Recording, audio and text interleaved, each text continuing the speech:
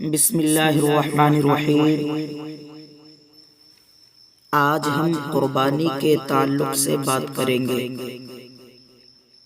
کہ قربانی کیا ہے، قربانی کا ثبوت کہاں سے ہے، قربانی واجب ہونے کے شرائط کیا ہیں، قربانی کن لوگوں پر کرنا واجب ہے، مالک نصاب کون لوگ ہیں، قربانی کا وقت کب سے کب تک ہے، قربانی کرنے کا طریقہ کیا ہے، قربانی کے جانور کو کیسے ذبح کرنا چاہیے، قربانی کے جانور کون کون سے اور ان کی عمر کیا ہونی چاہیے، قربانی کے گوشت اور قربانی کے چمڑے کا کیا حکم ہے، ان ساری چیزوں کو آج ہم انشاءاللہ تعالی جانیں گے۔ اس سے پہلے اگر آپ ہمارے چینل پر نئے ہیں تو سبسکرائب کریں تاکہ اسی طرح کے معلوماتی بیان آپ تک آسانی کے ساتھ پہنچتے رہیں۔ تو آئیے شروع کرتے ہیں۔ قربانی کی تعریف: مخصوص جانور کو مخصوص دن میں ثواب کی نیت سے ذبح کرنا یہ قربانی ہے۔ قربانی کا ثبوت یہ ہے کہ قربانی حضرت ابراہیم علیہ السلام کی سنت ہے جو اس امت محمدیہ کے لیے باقی رکھی گئی، اور حضور سید عالم صلی اللہ تعالی علیہ وسلم کو قربانی کرنے کا حکم دیا گیا۔ خالق لم یزل عز وجل نے ارشاد فرمایا: فَصَلِّ لِرَبِّكَ وَانْحَرْ، کہ اے محبوب آپ اپنے رب کے لیے نماز پڑھو اور اپنے رب کے لیے قربانی کرو۔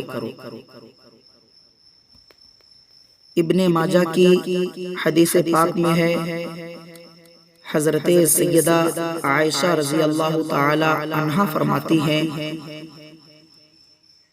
کہ رسول اللہ صلی اللہ تعالی علیہ وسلم نے فرمایا کہ قربانی کے دن میں بندے کا کوئی عمل اللہ کے نزدیک خون بہانے سے زیادہ محبوب نہیں، اور وہ جانور قیامت کے دن اپنی سینگ اور بال اور کھروں کے ساتھ آئے گا،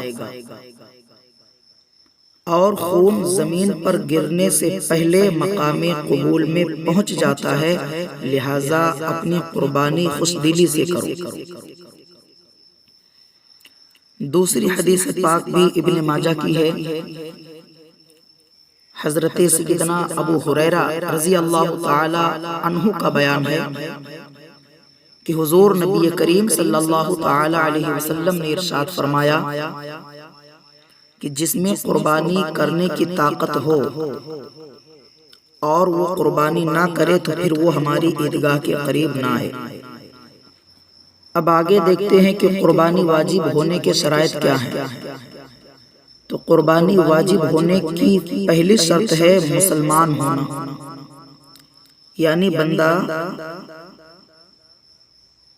ایمان والا ہو، مسلمان ہو، یعنی غیر مسلم پر قربانی واجب نہیں ہے۔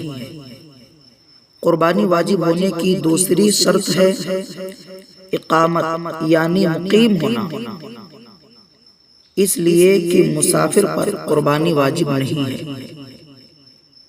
قربانی واجب ہونے کی تیسری شرط ہے مالک نصاب ہونا، لہذا فقیر پر قربانی واجب نہیں ہے۔ مالداری سے مراد یہ کہ جس سے صدقہ فطر واجب ہوتا ہے، نہ کہ وہ جس سے زکوٰۃ واجب ہوتی ہے۔ قربانی واجب ہونے کی چوتھی شرط ہے آزاد ہونا، کہ بندہ آزاد ہو، لہذا غلام پر قربانی واجب نہیں ہے۔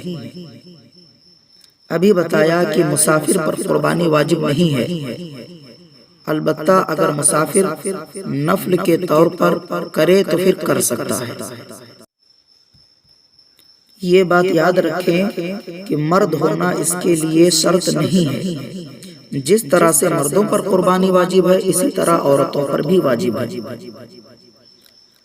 اب مالک نصاب کون ہے؟ تو جو شخص 200 درہم یا 20 دینار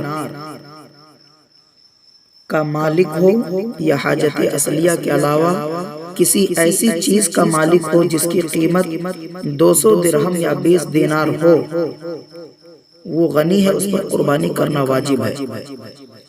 آسان لفظوں میں یہ سمجھیں کہ مالک نصاب وہ شخص ہے جس کے پاس 7.5 تولہ سونا یا 52.5 تولہ چاندی ہو، وہ مالک نصاب ہے، غنی ہے، اس پر قربانی واجب ہے۔ اب قربانی کا وقت کب سے کب تک ہے؟ تو دیکھیں 10ویں ذی الحجہ کے طلوع صبح صادق سے 12ویں کے غروب آفتاب تک قربانی کا وقت ہے، یعنی 3 دن اور 2 راتیں قربانی کی جائیں گی۔ شہر میں قربانی کے لیے شرط یہ ہے کہ نماز عید کے بعد ہو، کیونکہ نماز عید سے پہلے قربانی نہیں ہو سکتی۔ ہاں، دیہات میں طلوع فجر کے بعد ہو سکتی ہے، مگر بہتر یہ ہے کہ طلوع آفتاب کے بعد ہو۔ اب جانتے ہیں کہ قربانی کرنے کا طریقہ کیا ہے؟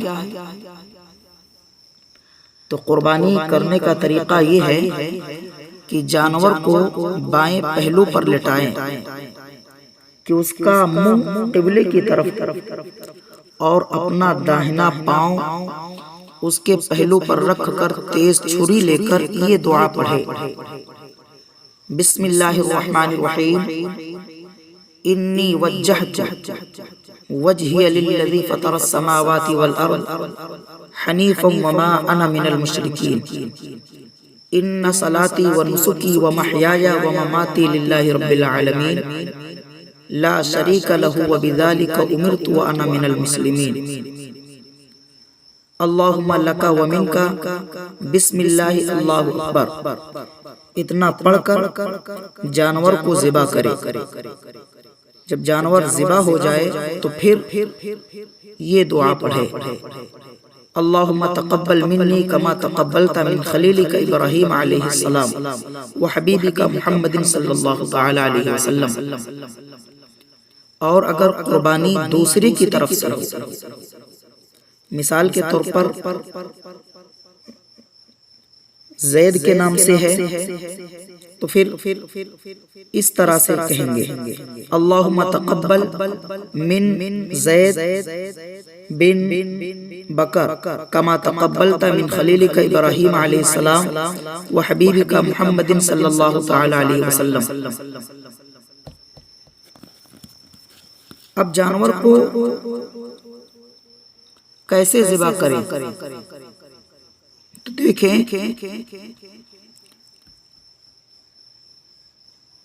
جانور کو اس طرح ذبح کریں کہ چاروں رگیں کٹ جائیں، یا کم سے کم 3 رگیں کٹ جائیں۔ اس سے زیادہ نہ کاٹیں کہ یہ بے وجہ کی تکلیف دینا ہے۔ پھر جانور جب ٹھنڈا ہو جائے تب پاؤں وغیرہ کاٹیں، کھال اتاریں۔ قربانی خود سے کرنا چاہیے۔ اگر ذبح کرنا نہیں جانتا تو پھر کسی مسلمان سے ذبح کرا لینا چاہیے۔ ہاں، اگر مجوسی، مشرک، مرتد یا بد عقیدہ لوگوں سے ذبح کرایا تو قربانی نہ ہوگی، بلکہ یہ جانور حرام اور مردار ہے۔ ایسے ہی قربانی کا گوشت بھی کسی کافر کو نہ دے، کہ یہاں کے کفار حربی ہیں۔ اب آگے دیکھیں کہ قربانی کے جانور کون کون سے ہیں اور ان کی عمر کیا ہونی چاہیے۔ تو قربانی کے جانور اونٹ، گائے اور بکری نر مادہ ہر ایک ہیں، یعنی نر کی بھی ہو سکتی ہے، مادہ کی بھی ہو سکتی ہے۔ اونٹ 5 سال کا ہو، گائے 2 سال کی ہو، بھینس گائے میں شمار ہے، اور بکری 1 سال کی ہو۔ اس سے کم عمر نہ ہو کہ قربانی جائز نہیں۔ ہاں اگر بھیڑ دمبے کا 6 ماہ کا بچہ جو دیکھنے میں سال بھر کا معلوم ہو، اس کی قربانی جائز ہے۔ اب جو قربانی کرنے میں خاص دھیان دینے کی بات ہے وہ دیکھیں کہ اگر آپ حصہ لے رہے ہیں، جانور میں شریک ہو رہے ہیں، تو اگر جانور کے شرکا یعنی حصہ لینے والے ان میں سے ایک شخص کافر ہے یا بد عقیدہ ہے، یا کسی ایک شخص کا مقصد گوشت حاصل کرنا ہے، تو یاد رکھیں پھر تو کسی کی قربانی نہیں ہوگی۔ اسی طرح اگر ایک جانور میں سے ایک سے زائد لوگ شریک ہوں تو ضروری ہے کہ گوشت تول کر دیا جائے، اندازے سے دینا جائز نہیں کہ یہ حق شرع ہے۔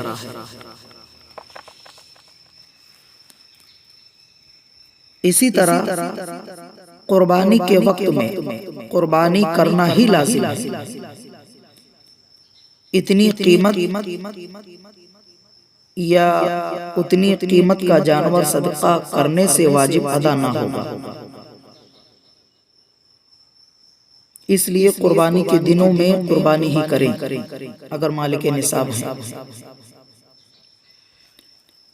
اب قربانی کے گوشت کا کیا حکم ہے؟ تو قربانی ہو جانے کے بعد گوشت کے 3 حصے کیے جائیں۔ ایک حصہ فقیروں میں تقسیم کر لے، ایک حصہ اپنے دوست و احباب میں بانٹ دے، اور ایک حصہ اپنے گھر والوں کے لیے رکھ لے۔ اور اگر اہل و عیال زیادہ ہوں تو کل گوشت بھی گھر کے لیے رکھ سکتا ہے۔ مگر آج کل کیا ہوتا ہے، فریج بھرے جاتے ہیں، ایسا نہیں کرنا چاہیے۔ قربانی کے چمڑے کا کیا حکم ہے؟ تو قربانی کا چمڑا اپنے کام میں بھی لا سکتا ہے، لیکن بیچ کر اس کی قیمت کام میں نہیں لا سکتا، کہ یہ جائز نہیں ہے۔ اور بہتر یہ ہے کہ مسجد یا کسی دینی مدارس میں دے دے، اور یہ بھی جائز ہے کہ کھال بیچ کر اس کی قیمت دے دے۔ اب آخری بات دیکھیں کہ ہمارے آقا و مولا حضور سید عالم صلی اللہ تعالی علیہ وسلم کا رحم و کرم دیکھو اپنی امت پر، کہ آپ صلی اللہ تعالی علیہ وسلم نے خود اپنی اس امت کی طرف سے قربانی کی، جیسا کہ حدیث پاک سے ثابت ہے۔ لہٰذا ہم میں سے وہ شخص کہ جس سے ہو سکے اگر آپ صلی اللہ تعالی علیہ وسلم کی طرف سے قربانی کرے تو پھر اس کی خوش قسمتی کا اندازہ کون لگا سکتا ہے۔ اللہ تعالی ہمیں اور آپ کو سمجھنے اور عمل کرنے کی توفیق دے۔ السلام علیکم۔